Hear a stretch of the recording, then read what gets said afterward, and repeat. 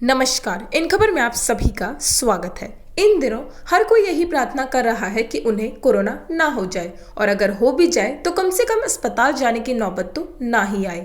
कई ऐसे लोग भी हैं जो पिछले साल कोरोना से उबरने के बाद यह सोच रहे थे कि अब उन्हें दोबारा यह बीमारी नहीं होगी, लेकिन इस साल फिर से वे कोरोना की चपेट में आ गए।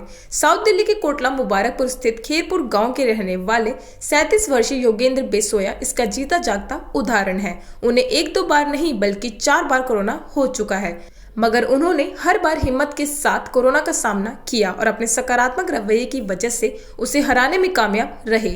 ठीक होने के बाद वह दूसरे मरीजों की जान बचाने के लिए 2 बार अपना प्लाज्मा भी डोनेट कर चुके हैं। इस दौरान उनके परिजन भी कोरोना की चपेट में आए और दूसरी बार जब कोरोना हुआ था तब तो उन्हें ऑक्सीजन सपोर्ट पर भी जाना पड़ा, लेकिन फिर भी उन्होंने हिम्मत नहीं हारी। चौथी बार तो उन्होंने ठान रखा था कि वह किसी भी कीमत पर अस्पताल नहीं जाएंगे और घर में ही अपना इलाज करवाएंगे। योगेंद्र ने ऐसा किया और इस बार भी बिना ऑक्सीजन सपोर्ट के कोरोना पर जीत हासिल की।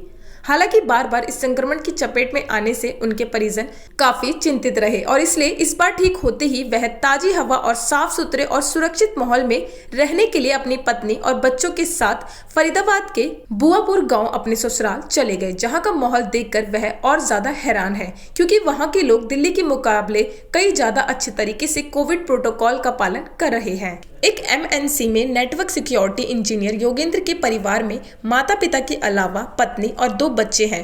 उनकी पत्नी भी उन्हीं की कंपनी में उनके साथ काम करती है। योगेंद्र को पिछले साल जून में पहली बार कोरोना हुआ, उसके बाद सितंबर में हुआ, लेकिन 14 दिन बाद जब उन्होंने अपना दोबारा टेस्ट कराया तब भी वह पॉजिटिव निकले और करीब 1 महीने बाद जाकर वह ठीक हो पाए।